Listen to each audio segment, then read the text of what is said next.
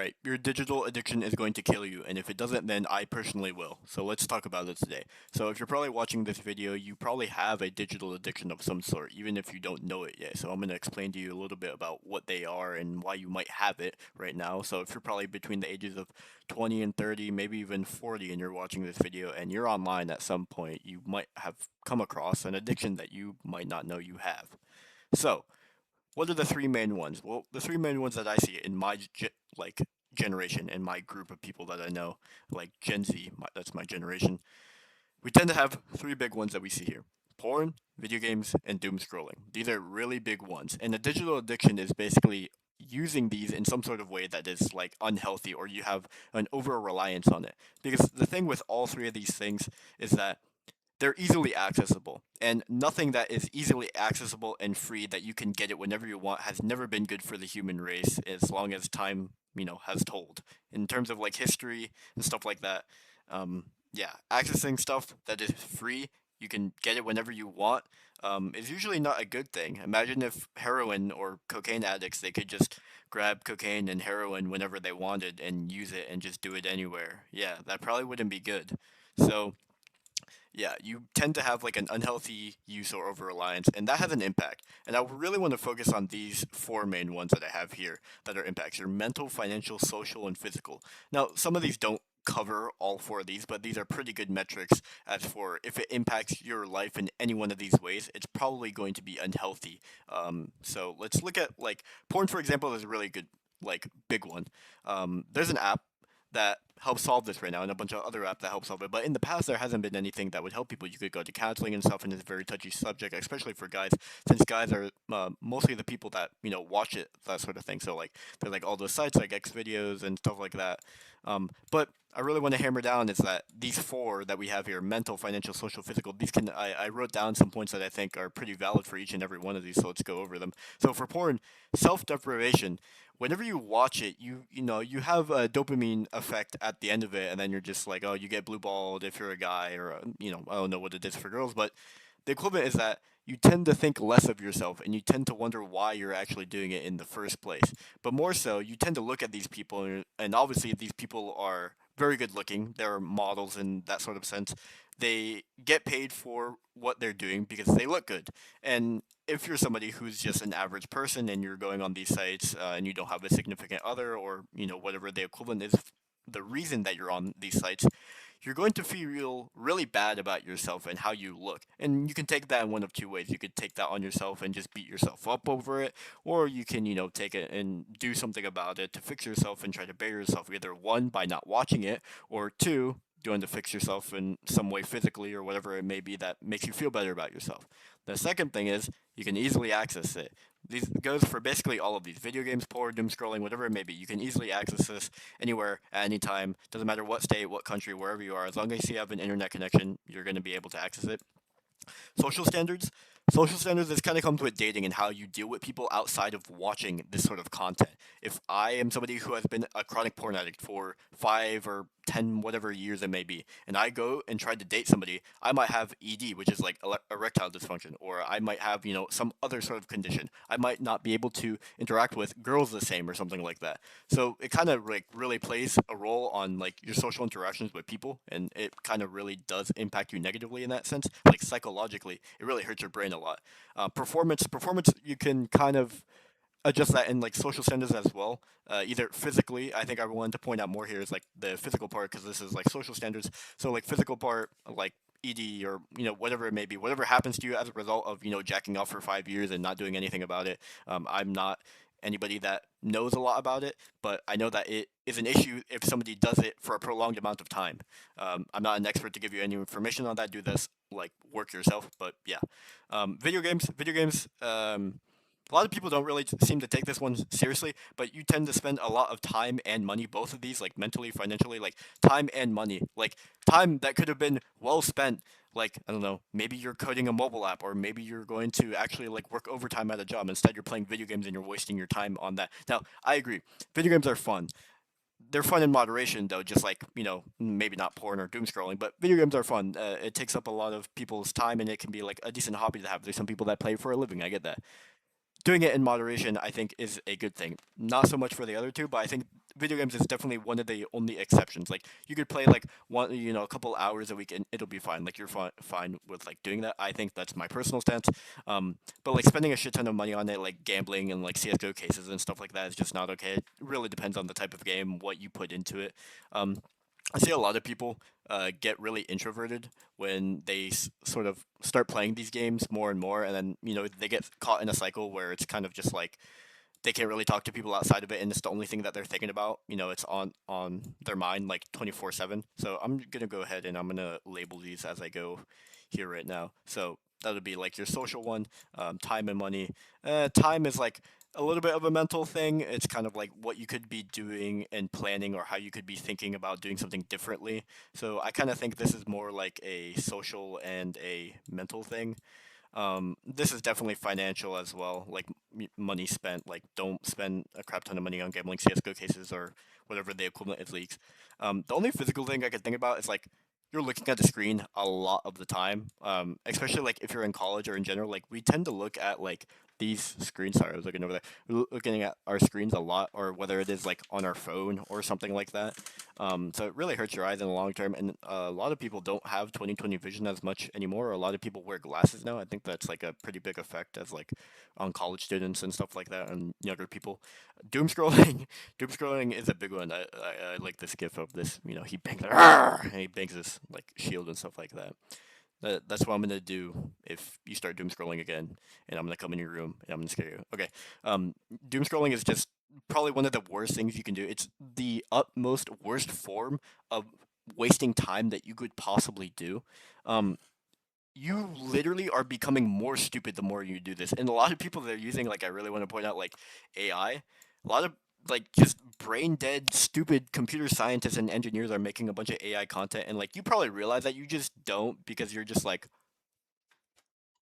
you're just scrolling. You don't care. You're just looking for something interesting. You're looking for that dopamine hit.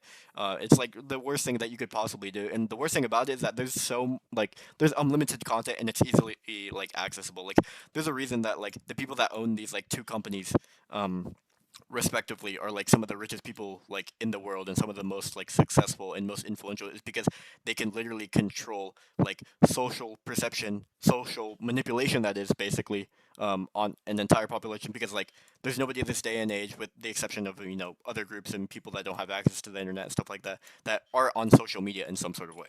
And so yeah, you tend to really get caught up if you are like hardcore doom scroller, or like you're somebody who watches Twitch streams, or you keep up with like groups and communities. You really tend to get caught up in like drama or lore, and that's like honestly just like really childish at that point. Like I don't care what like how much Sophie Rain made in OnlyFans because she sold her body online. Like that's not of interest to me personally, and I don't think it should be of interest to anyone else. But obviously there's guys who will throw money at her, so whatever that case may be. But just don't get involved with any of that shit. Like you don't like, it doesn't matter to you. Like why do you care, sort of thing. Like you can hate on this person all they want, but at the end of the day, they're either successful or not, and they're gonna do things for clout. Like just don't get involved with that. Blue syndrome. It's something that I looked up a lot when I was younger. It was like because I was like chronically on video games, or I was chronically on my phone. I was like, basically, you're just not going to be able to go to sleep. It's like insomnia. Like if the last thing you're doing before you're going to sleep is like looking at your phone or playing video games, it's like really bad. You're just not going to be able to go to sleep, and your sleep schedule is going to be like really fucked up. But besides that, right? That's three of the main points that I really wanted to cover as like digital addictions, because it's most likely that you might have one of these, or you might not know. And it might be like slight. It might not be like too severe or anything like that, but it's something to keep in mind. But I want to really talk about, okay, well, I told you, okay, you might have an issue. How and I'm not licensed to say any of this. This is just my personal opinion, so take this with a grain of salt if you want. But how do you actually like become better and avoid relapse and like stop doing these things? We're obviously in the new year. It's like we're 12 days into 2026. You definitely want to improve yourself. So these are like three different things that I basically did within the last couple of years that helped me with like some addictions that I had. The first thing is you need to test your willpower, because if you have a really like not strong willpower, and like will to want to change, it's like basically like this point is really what I want to hammer away with all of these is you must be willing to change yourself if you want anything to get done. Because if you don't want it and you're going to do it for somebody else, it's not going to work. I'm sorry, it's not going to work. If you don't want to change, you can't change for someone else, right? That's just how it is. So what I want you to do, especially with because these are digital, we have a lot more control. Substances and stuff like that, it's a little bit harder, like alcohol, cocaine, drugs, whatever it may be. It's a lot more harder. But with digital like addictions and stuff, I think it's a lot more easier. I think. Um, Occupy your time. Find something or block time out throughout the day that you're going to do something, and commit to it, or find something of interest. For me, I like playing the drums, and I like going plane spotting.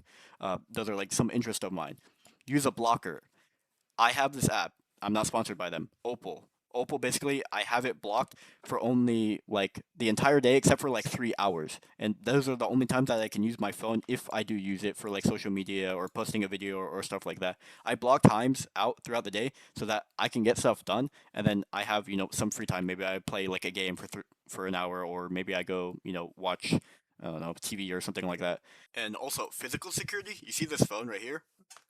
It's gone. It's on my bed. I can't touch it. Or it actually fell onto the floor now. But I'm not gonna be able to touch it or anything like that. With cocaine and drugs and stuff like that, you have to go out and get it, and you have to go out of your way to pay money. You have to meet someone. You have to do all this stuff. But with your phone, you're always having access to it, which is a good and a bad thing. But you have control when you have access to it and stuff like that, and it's not really like prolonged effect. But yeah, physical security is a good thing. You can lock your phone up in like a safe. Like you don't have to go that extreme, but like keep it out of your reach. So like you go type, you're coding or you're doing something, and then you go do scroll on one hand and stuff like that.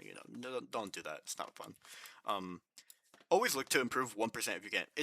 You might relapse, and you probably will if I'm being honest. But it's important that like you're going to break this cycle, or it's going to continue repeating. Now, if you do relapse, it's not the end of the world, but you might do it like one or two times. But you cannot like give up immediately there and go into a cycle again. You just like you must be willing to change for yourself. Like this is like the big point right here, like this one right here, in green, in green, in green. All right, cool. Like that is like the main thing. But you can also like limit your distractors. Like, and these are more so specific to like the three that I was talking about here. But you can really limit the amount of exposure that you have to these sort of addictions.